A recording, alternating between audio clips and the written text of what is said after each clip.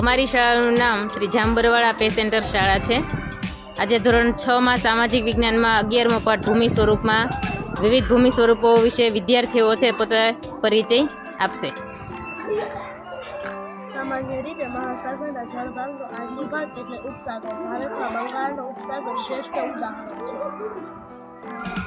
પર્વતીય આરમાળા વચ્ચે આવેલો નીચાણવાળા ભાગને શું કહેવાય છે?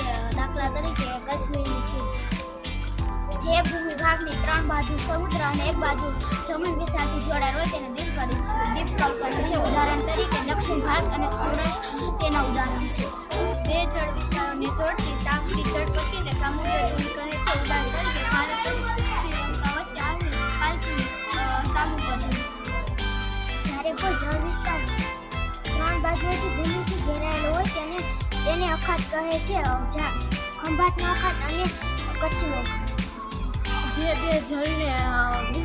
બે વિસ્તારને અલગ કરતી સાંકડી ભૂમિ પટ્ટીને સંયુક્ત ભૂમિ કહે છે। ઉદાહરણ તરીકે કનામાં ઉત્તર અને દક્ષિણ ખંડ વચ્ચે।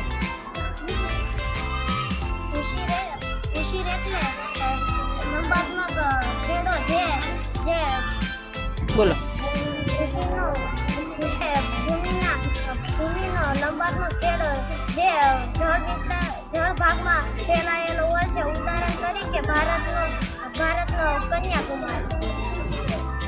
જે ભાગ ભૂમિ તરીકે સમુદ્રની સપાટીથી ઘેરાયેલો તેને ટાપુ તરીકે ઓળખવામાં આવે છે। લંચ દ્વીપનો ટાપુ, પુરાતન ટાપુ, શિયાળ બેટ।